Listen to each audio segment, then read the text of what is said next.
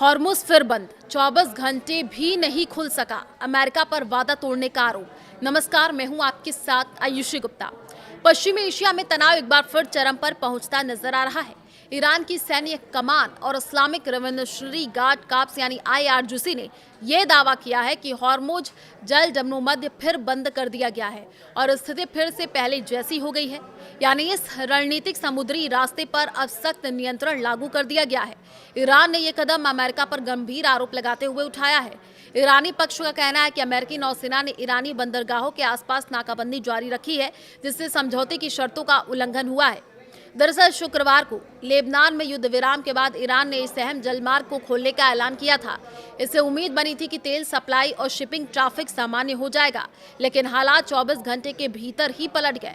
अमेरिकी राष्ट्रपति Donald Trump ने यह साफ कर दिया कि अमेरिकी नौसेना की नाकाबंदी तब तक जारी रहेगी जब तक ईरान के साथ कोई स्थायी और लंबी अवधि का समझौता नहीं हो जाता। ईरान के सरकारी प्रसारक IRIB के हवाले से जारी बयान में IRGC ने अमेरिका पर समुद्री डकैती और समुद्री चोरी जैसे गंभीर आरोप लगाए हैं। बयान में यह भी कहा गया कि अमेरिका तथाकथित नाकाबंदी के नाम पर जहाजों की आवाजाही में बाधा डाल रहा है। ईरान की मांग क्या है, अब ये सवाल है। तो देखिए, अल जजीरा की रिपोर्ट के मुताबिक IRGC ने यह साफ कर दिया है कि जब तक ईरान से आने जाने वाले जहाजों को पूरी आज़ादी नहीं दी जाती, तब तक हॉर्मुज़ जल जमनोमध्य पर कड़ा नियंत्रण जारी रहेगा। ये वही जल मार्ग है जिससे दुनिया की बड़ी हिस्सेदारी का तेल और गैस ट्रांजिट होता है। ऐसे में इस फैसले का सीधा असर ग्लोबल एनर्जी मार्केट और शिपिंग इंडस्ट्री पर पड़ सकता है। इसी बीच ईरान ने एक और बड़ा दावा किया है। रिपोर्ट के मुताबिक IRGC ने देश के अंदर कथित जासूसी नेटवर्क का भंडाफोड़ किया है। शर्तों के साथ हॉर्मुज़ खुला था। ईरान ने इससे पहले साफ किया था कि हॉर्मुज़ स्ट्रेट फिलहाल पूरी तरीके से नहीं खुला है। ईरान के रक्षा मंत्रालय ने बताया था कि ये रास्ता सीज फायर के दौरान और कुछ शर्तों के साथ ही खुला है।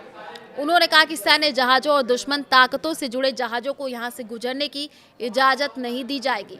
उन्होंने ये भी कहा कि अगर लेबनान में ईरान समर्थित संगठन हिजबुल्लाह पर दबाव बढ़ता है तो ये व्यवस्था बदली जा सकती है। हॉर्मुज़ स्ट्रेट दुनिया का बहुत अहम समुद्री रास्ता है।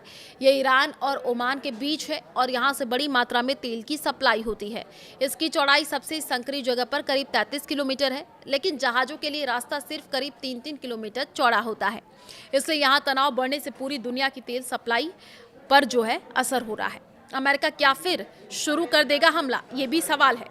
तो ट्रंप ने ईरान को सख्त धमकी देते हुए कहा कि अगर उसने अमेरिका की शर्तें नहीं मानी और बुधवार तक समझौते पर हस्ताक्षर नहीं किया तो वो तेहरान पर फिर से बम बरसाना शुरू कर देंगे।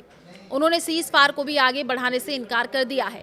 अमेरिका चाहता है कि ईरान या तो डील करे या फिर दोबारा बमबारी झेलने को तैयार हो।